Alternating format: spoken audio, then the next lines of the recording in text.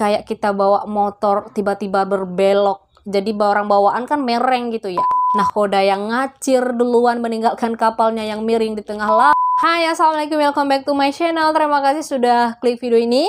Kali ini kita akan membahas satu cerita yang sangat-sangat menyayat hati yang pernah terjadi di Korea Selatan, yaitu tragedi tenggelamnya kapal Sewol pada tahun 2014 silam. Kapal Sewol ini mengangkut sebanyak 476 penumpang. Mayoritas penumpangnya itu adalah murid Danwon High School, Ansan, Korea Selatan yang melakukan studi tur ke Pulau Jeju. Di mana kasus ini menewaskan 304 penumpang dan awak kapal. Karamnya kapal Sewol ini juga menjadi salah satu tragedi mengerikan ya yang diingat oleh masyarakat Korea khususnya. Pasalnya musibah ini terjadi akibat kelalaian kapten kapal. Tapi sebelum kita bahas kronologinya, jangan lupa like, share, dan subscribe dulu ya. Oke? Jadi kasus ini terjadi pada 16 April 2014 lalu. Dan saat itu sedang musim semi ya. Seharusnya musim semi itu dilewati dengan sukacita oleh warga Korea. Tapi tidak terjadi pada tahun itu karena tragedi tenggelamnya kapal Sewol ini. Jadi sebelum peristiwa kecelakaan kapal itu terjadi, kapal feri yang dibuat di Jepang pada tahun 1994 itu dibeli oleh perusahaan Chohaejin Marine pada tahun 2012. Oleh perusahaan itu kemudian melakukan sejumlah modifikasi terhadap kapal itu, termasuk tambahan kabin penumpang di dek 3, 4, dan 5. Jadi terjadi penambahan kapasitas penumpang dari 804 orang menjadi 921 orang. Setelah direnovasi, berat kapal ini juga bertambah dari 239 ton menjadi 6.825 ton dengan tambahan penumpang tadi sebanyak 116 orang. Lumayan juga ya penambahannya. Jadi pada tanggal 15 Maret 2013 kapal ini menjalani pemeriksaan untuk mendapatkan sertifikasi kelayakan berlayar sebelum resmi beroperasi. Setelah layak beroperasi, kapal Sewol ini setiap pekan itu melakukan 3 perjalanan pulang pergi dari Incheon menuju Jeju yang berjarak sekitar 425 km dengan durasi pelayaran 13,5 jam. Ya lumayan lama lah perjalanannya ya. Nah pada 15 April 2014, sehari sebelum insiden itu, Sewol ini dijadwalkan meninggalkan pelabuhan Incheon pada pukul 18.30 waktu setempat. Tapi akibat kabut tebal yang membuat jarak pandang kurang dari 1 km, jadi membuat keberangkatan kapal Sewol itu ditunda. Baru pada pukul 20:35 peringatan soal minimnya jarak pandang ini dicabut. Dan setelah semua kondisi aman terkait pelayaran diperiksa, Sewol ini diberangkatkan sekitar pukul 9 waktu setempat atau pukul 21. Jadi berlayarlah Sewol ini dari 470 penumpang nih Mak. 325 orang diantaranya itu adalah siswa SMA Danwon yang akan melakukan studi tur dan 5 orang lainnya itu adalah warga negara asing. Kapal tersebut dinakodai oleh Kapten Lee Jun Suk yang berusia 69 tahun yang merupakan nahkoda pengganti. Nahkoda yang bertugas itu nggak bisa hadir. Pak Lee ini sudah memiliki pengalaman 40 tahun berlayar dan sudah kerap melayari rute Incheon Jeju sebelumnya. Dia menjalani kontrak kerja selama 1 tahun dengan gaji $2.500 Amerika Serikat. Kalau Indonesia berapa ya? Segini ya? Lumayan kecil ya? Ya awalnya pelayaran itu aman-aman aja Mak, sampai tiba-tiba pada pukul 8:40 pagi para penumpang ini kan lagi sarapan nih di kafeteria kapal itu. Pada saat yang bersamaan, kapal ini memasuki Selat Maenggol. Selat ini terkenal memiliki arus bawah laut yang kuat. Tetapi yang berada di anjungan kapal itu salah satunya itu tempat kemudi dan lain-lainnya yang yang bagian unit terpenting dari kapal itu ada di anjungan itu ya. Selain dari kemudi. Nah, yang berada di anjungan itu bukan si nahkoda Pak Le ini tadi ya. Justru yang bertugas di anjungan itu seorang perwira ketiga yang belum berpengalaman. Katanya Pak Le ini pergi pamit tidur sebentar, jadi dititipkan ke perwira ini tadi. Kabarnya nih, perwira muda ini melihat sebuah kapal yang menuju mengarah ke Sewol katanya. Jadi khawatir takut terjadi tabrakan, perwira ini memerintahkan agar kapal Sewol ini berbelok. Dan celakanya, petugas pengemudi membelokkan arah kapal itu terlalu tajam, sehingga Sewol ini kehilangan keseimbangan yang mengakibatkan kargo kapal itu bergeser ke satu sisi. Jadi bayangin aja, Mak, kayak kita bawa motor tiba-tiba berbelok. Jadi barang bawaan kan mereng gitu ya, ke salah satu sisi. Nah gitulah kira-kira.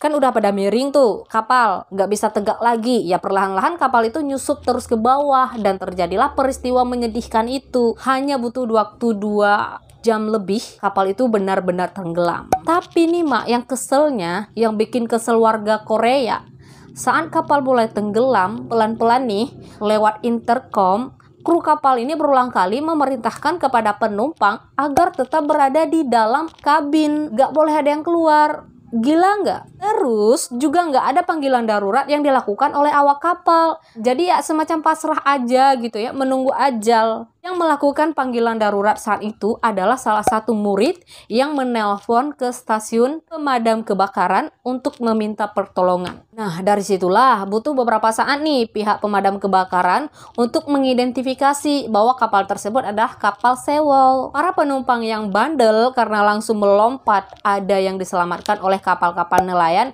yang kebetulan berada di dekat kapal Sewol ini ya.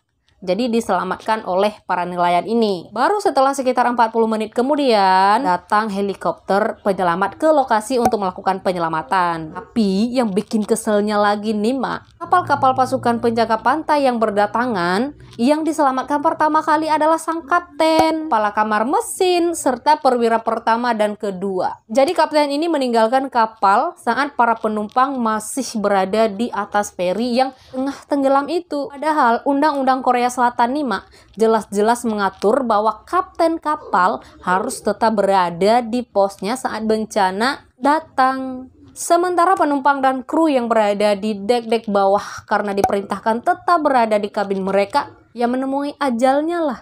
Ya karena anak-anak gitu ya, nggak ngerti disuruh tetap di dalam, ya mereka nurut aja. Ya mungkin menurut mereka akan datang penyelamat, padahal mereka itu sedang menunggu detik-detik kematian mereka. Puluhan tentara kemudian dan ratusan penyelam itu dikerahkan untuk mencari penumpang dan awak kapal yang menjadi korban. Proses penyelamatan ini juga mendapatkan bantuan dari kapal perang Amerika Serikat yang sedang berpatroli di kawasan tersebut. Dari hasil penyelamatan, sebanyak 304 penumpang dan awak kapal itu ditemukan dalam keadaan tidak bernyawa. Dan hanya 172 orang yang berhasil selamat. Saat ditanya mengenai evakuasi yang lambat, kenapa para penumpang ini disuruh masuk kabin, Pak Lee ini berdalih, katanya ya khawatir para penumpang ini nanti akan hanyut jika melompat ke laut karena nggak ada persiapan apa-apa gitu katanya. Tapi bukti terakhir justru menunjukkan bahwa sebagian penumpang yang selamat adalah mereka yang memilih terjun ke laut, yang bandel tadi. Sementara penumpang yang mematuhi perintah kapten dan diam di kapal menjadi korban yang tidak selamat.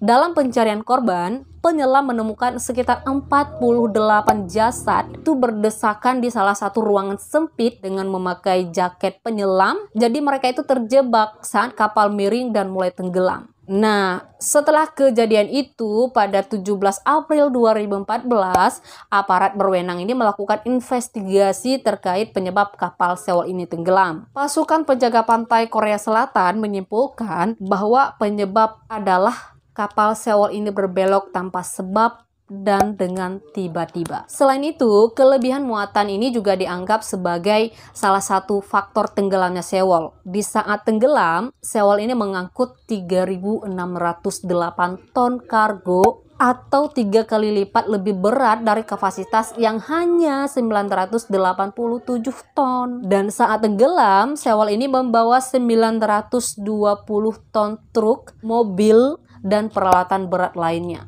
131 ton kontainer dan 1.164 ton kargo lain. Selain itu, Sewol ini hanya membawa 580 ton air pemberat, jauh lebih sedikit dari yang direkomendasikan, yaitu 2.300 ton. Sehingga membuat kapal jauh lebih rentan miring dan tenggelam. Pada 19 April, Kapten Perry Sewell ditangkap dan didakwa melakukan kelalaian dalam menjalankan tugas, melanggar hukum kelautan, dan pelanggaran-pelanggaran lainnya. Dua kru lainnya, yaitu pemegang kemudi dan perwira ketiga, juga ditahan karena melakukan kelalaian yang mengakibatkan hilangnya nyawa orang. Kemudian pada 8 Mei 2014, CEO Chun Haijin Marine, perusahaan yang mengoperasikan Sewell ini, Kim Hang-sik, ditangkap dan dijerat juga dengan beberapa dakwaan termasuk kelalaian yang mengakibatkan hilangnya nyawa orang juga. Selain itu, Kementerian Kelautan dan Perikanan Korea Selatan juga mencabut izin operasional Haijin Marine, terutama untuk rute Incheon Pulau Jeju. Tragedi ini meninggalkan luka sekaligus kenangan pahit ya untuk masyarakat Korea Selatan, khususnya keluarga korban siswa SMA dan Won yang seharusnya lulus sekolah pada tahun 2019 lalu. Setelah insiden itu, ruang kelas para siswa yang menjadi korban sengaja tidak dibereskan agar terlihat persis seperti ketika para siswa SMA dan Won ini meninggalkan sekolah untuk studi tour ke Pulau Jeju. Sedih lihat kondisinya. Foto, surat, rangkaian bunga, makanan, minuman, bahkan origami diletakkan dengan manis di atas meja sebagai bentuk bahwa kenangan manis mereka itu masih menorehkan cerita indah dalam hati orang-orang yang ditinggalkannya. Mengingat mereka ini masih sangat muda dan kaya akan mimpi serta harapan di masa depan. Oke. Selain memeriksa para awak kapal dan menetapkan 11 dari mereka sebagai tersangka, termasuk Kapten Lee Jong-suk ini, polisi juga menggeledah kantor perusahaan pemilik Perry Sewell, yaitu Yoo Byun-eun. Memang tragedi kapal Sewell ini masalahnya itu menjadi rumit ya. Banyak teori liar bermunculan. Ada 20 perusahaan yang berafiliasi dengan Cheong Haijin Marine ini. Yoo Byun-eun ini dikenal sebagai miliuner tanpa wajah ya karena dia itu jarang tampil di publik. Beberapa hari setelah kecelakaan, perusahaan tersebut merilis pernyataan maaf para direksinya, tapi bukan bosnya yang menyampaikan. Yoo Byun-eun ini karena ia juga ketahuan punya reputasi buruk. Pada tahun 1987, Yoo Byun-eun adalah seorang kepala sekte. Lebih dari 30 anggota alirannya itu ditemukan tewas, terikat dengan mulut tersumbat di sebuah pabrik di luar kota Seoul. Memang polisi kala itu menyelidiki insiden tersebut sebagai pembunuhan atau bunuh diri massal. Namun gak ada bukti yang mengarahkan kepada si Yoo ini. Penyelidik di Busan ini juga menyelidiki organisasi swasta yang bertanggung jawab menginspeksi dan mengeluarkan sertifikasi kapal di Korea Selatan. Oke, juru mudi tidak berpengalaman, pegang kemudi, nahkoda yang ngacir duluan meninggalkan kapalnya yang miring di tengah laut, awak yang mengeluarkan perintah agar penumpang tetap diam di tempat, serta sistem evakuasi yang buruk dianggap sebagai faktor penyebab mengapa tragedi kecelakaan Sewell ini merenggut demikian banyak nyawa. Ya, mudah-mudahan hal serupa tidak pernah terjadi lagi dimanapun, kapanpun, dan kepada siapapun. Saya Trismanita, jangan lupa like, share, dan subscribe. Sampai jumpa di video-video selanjutnya. Wassalamualaikum warahmatullahi wabarakatuh.